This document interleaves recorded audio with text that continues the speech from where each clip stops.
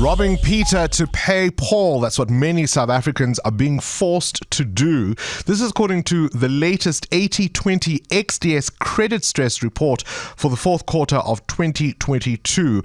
That confirms that borrowing money to pay debts has become a lifeline for millions of South Africans. But here's the challenge. Paying back that debt is costing you more and more. How much trouble are we in, and are we going to be able to get out?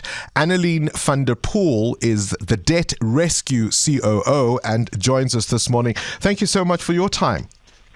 Good morning, Bograni, to you and to the 702 landers. Thank you for having me. We've been having a conversation this morning about those non-negotiable items. It could be the kids' education. It could be where you live. Those things we are hanging on to for dear life as the cost of just about everything keeps rising. So we're cutting everything else, and this will be the last to go. So many South Africans are having to make those trade-offs.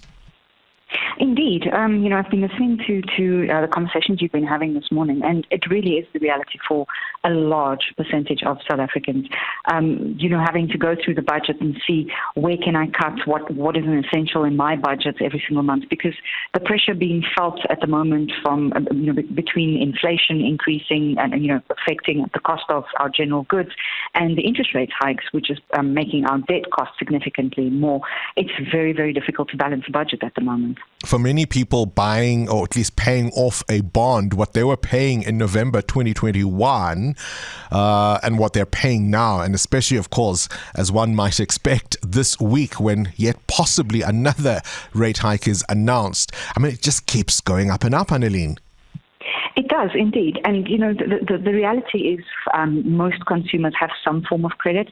So whether it's your bond, your vehicle, your credit card, store card, personal loan, the moment the interest rate increases, as you've said, we've seen significant increases. It would put us 4% higher than we were back in 2021.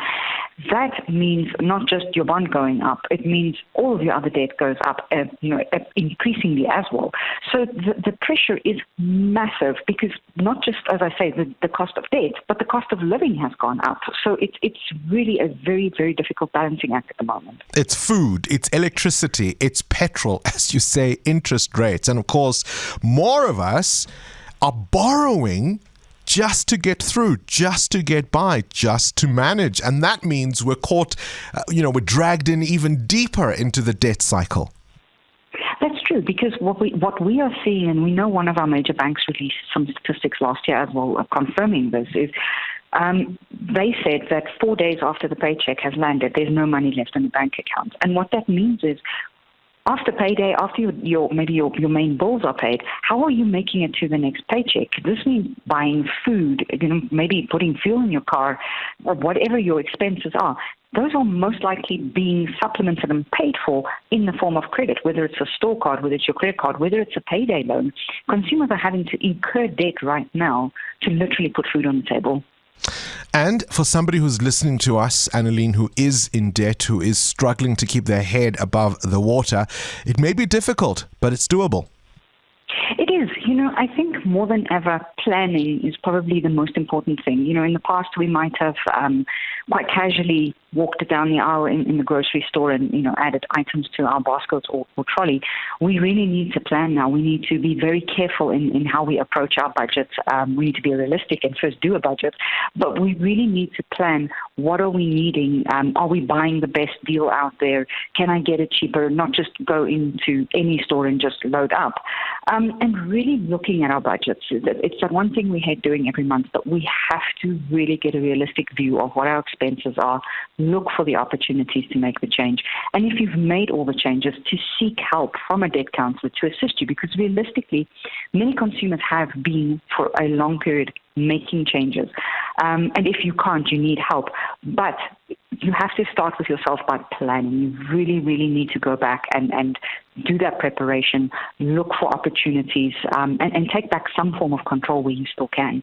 And of course, don't make impulsive decisions. Don't make impulsive purchases. Do I really need it, or do I really want this item? Anneline van der Poel, appreciate your time. Debt Rescue COO there. I've been asking you to share your stories. How much more are you paying, let's say, on your bond or your car than you were in November 2021? Current events, developing stories, tough questions. your voice making a difference. This is Breakfast with Bongani Bingwa.